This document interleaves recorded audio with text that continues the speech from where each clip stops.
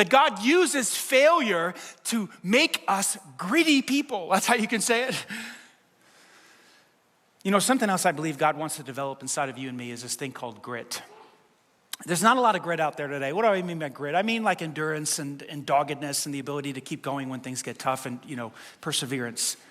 Have you noticed there's not a lot of grit out there? Have you noticed there's a lot of soft people out there today? It's just really soft. Quitters is what I call them.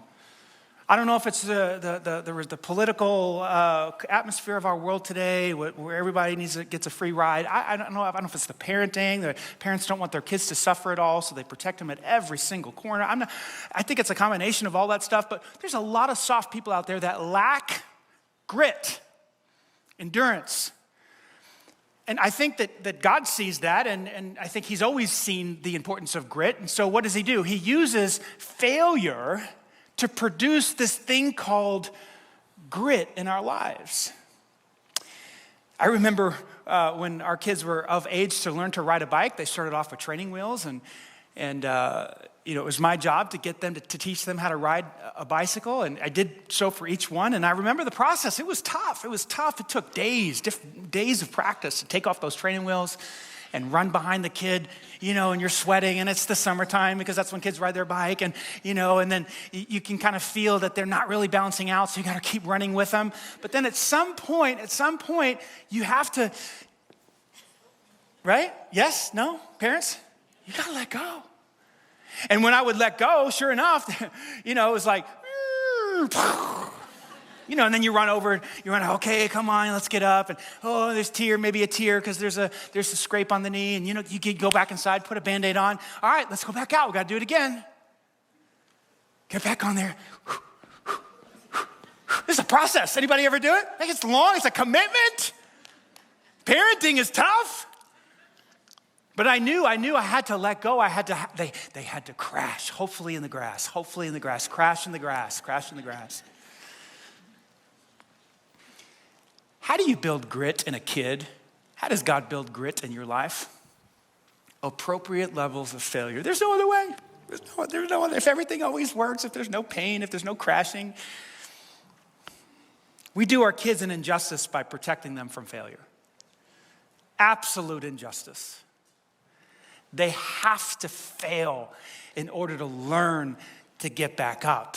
That's the only way to figure out. My kids, all three of them learned how to ride a bike because they figured out, I don't want to crash. I crashed 3 times. It hurts. Let me figure out how to balance. And sure enough, they did. God develops grit in our life the same way. Listen to what James said, the brother of Jesus. He said this, "Dear brothers and sisters, when troubles of any kind, failure includes failure, when they come your way, consider it an opportunity for great joy." Why would it be an opportunity for great joy? Because you know that when your faith is tested, your endurance, your grit, that's what that word is. It has a chance to grow. Each one of us have a level of grit. I don't know how much you have. I have an amount, you have an amount. It's grown to where it is today. It can grow more. What? How? Through failure. Watch what he says. Let it grow, he says. For when your endurance is fully developed, fully mature, you will be perfect and complete, needing nothing. Did you know that was in the Bible? That God builds character, he builds endurance through failure. That God uses failure to make us gritty people. That's how you can say it. You say, I don't like that. Well, you could take that up with him. That's how he does it.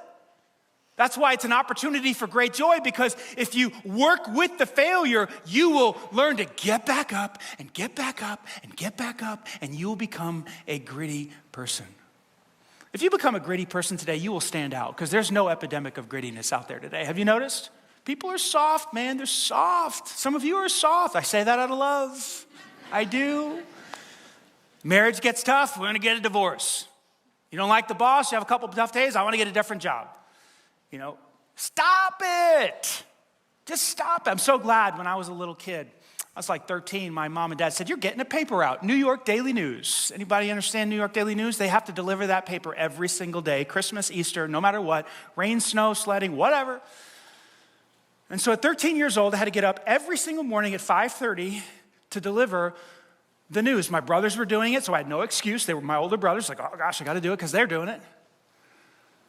And what that taught me was to, no matter how I felt, no matter how warm it was in that bed as a 13, 14-year-old kid, no matter how cold it was outside, no matter how late I stayed up the night before, I had to get up and get on my bicycle and put those papers in my paper boy sack and deliver those papers door to door to door every single morning. Now, to be fair, there were some mornings where I wimped out. And Mama had to cover my tracks. Thank you, Mom, if you're watching. But can you imagine if she did that every day? Oh, Danny slept in again. I'll just deliver his papers. Let him sleep. No. It's hard. It's so hard. So hard. Everything's hard. Life is hard. You understand? It's all hard. Everything that is good and is worth having is just hard. That's why we need grit. That's why we need gritty people. God is interested in developing grit in you through failure.